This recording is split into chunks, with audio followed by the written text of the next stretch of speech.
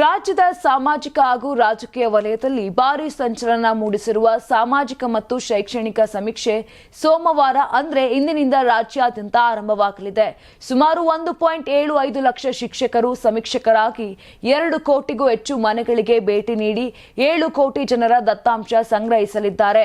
ರಾಜ್ಯದ ಜನರ ಸಾಮಾಜಿಕ, ಶೈಕ್ಷಣಿಕ ಹಾಗೂ ಆರ್ಥಿಕ ಸ್ಥಿತಿಗತಿಯನ್ನು ತಿಳಿಯಲು ಪೂರಕವಾದ 60 ಪ್ರಶ್ನೆಗಳಿಗೆ ಸಮೀಕ್ಷಕರು ಮಾಹಿತಿಯನ್ನ ಸಂಗ್ರಹಿಸಲಿದ್ದಾರೆ. ಕರ್ನಾಟಕದ ಜನರ ಸಾಮಾಜಿಕ, ಶೈಕ್ಷಣಿಕ, ಆರ್ಥಿಕ ಸ್ಥಿತಿಗತಿ ಸಮೀಕ್ಷೆ ಹೆಸರಲ್ಲಿ ಇಂದಿನಿಂದ ಜಾತಿಗಣತಿ ಶುರುವಾಗಿದೆ.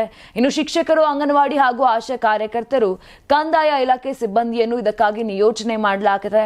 ಇಂದಿನಿಂದ ಪ್ರತಿ ಮನೆಗಳಿಗೆ ಹೋಗಿ ಗಣತಿದಾರರು ಮೊದಲು ನಿಮ್ಮ ಧರ್ಮ ಯಾವುದು, ಜಾತಿ, ಉಪಜಾತಿ ಈ ಬಗ್ಗೆ ಮಾಹಿತಿಯನ್ನ ಪಡೆಯಲಿದ್ದಾರೆ. ಜೊತೆಗೆ ಸಾಮಾಜಿಕ, ಶೈಕ್ಷಣಿಕ, ಆರ್ಥಿಕ ಸ್ಥಿತಿಗತಿಯ ಮಾಹಿತಿ ಕೂಡ ಪಡಿತಾರೆ.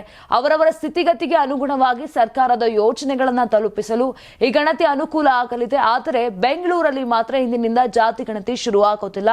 ಶಿಕ್ಷಕರು ಹಾಗೂ ಇತರರಿಗೆ ತರಬೇತಿ ಪ್ರಗತಿಯಲ್ಲಿರೋದ್ರಿಂದ ಗ್ರೇಟರ್ ಬೆಂಗಳೂರು ಪ್ರಾಧಿಕಾರದ ವ್ಯಾಪ್ತಿಯಲ್ಲಿ 2 ದಿನ ತಡವಾಗಿ ಸಮೀಕ್ಷೆ ಶುರುವಾಗಲಿದೆ.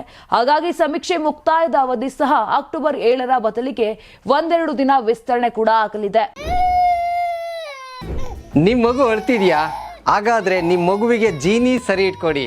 ಯಾಕಂದ್ರೆ ಜೀನಿ ಸರಿ ಇಟ್ಟು ನಿಮ್ಮ ಮಗುವಿಗೆ 100% ಸರಿಯಾದ ಆಹಾರ. ನಿಮ್ಮ ಮಗು ನೆಮ್ಮದಿಯಾಗಿ ನಿದ್ದೆ ಮಾಡಬೇಕಾ, ದಷ್ಟಪುಷ್ಟವಾಗಿ ಬೆಳಿಬೇಕಾ? ಹಾಗಾದ್ರೆ ಜೀನಿ ಸರಿ ಇಟ್ಟು ಕೊಡಿ. ಎಲ್ಲಾ ಮೆಡಿಕಲ್ ಶಾಪ್ಗಳು, ದಿನಸಿ ಅಂಗಡಿಗಳು, ಸೂಪರ್ ಮಾರ್ಕೆಟ್ಗಳಲ್ಲಿ ಲಭ್ಯ. ನಮ್ಮ ಕರ್ನಾಟಕ ರಾಜ್ಯದಲ್ಲಿ ಕಳೆದ ವರ್ಷದ ನೀಟ್ ಮತ್ತು ಐಐಟಿ ಜೆಇಇ ಪರೀಕ್ಷೆಯಲ್ಲಿ ಸಾವಿರಾರು ಉಚಿತ ಮೆಡಿಕಲ್ ಹಾಗೂ ಐಐಟಿ ಸೀಟ್ಗಳನ್ನು ನೀಡಿರುವ ನಮ್ಮ ಹೆಮ್ಮೆಯ ಎಕ್ಸೆಲ್ ಅಕಾಡೆಮಿಕ್ಸ್ ವಿದ್ಯಾಸಂಸ್ಥೆಯಾಗಿದೆ. 1 ವರ್ಷದ ಲಾಂಗ್ ಟರ್ಮ್ ನೀಟ್, ಸಿಇಟಿ ಮತ್ತು ಐಐಟಿ ಜೆಇಇ ದಾಖಲಾತಿ ಪ್ರಾರಂಭವಾಗಿದೆ. ಮೆಡಿಕಲ್ ಅಂದರೆ ಎಕ್ಸೆಲ್, ಎಕ್ಸೆಲ್ ಅಂದ್ರೆ ಮೆಡಿಕಲ್.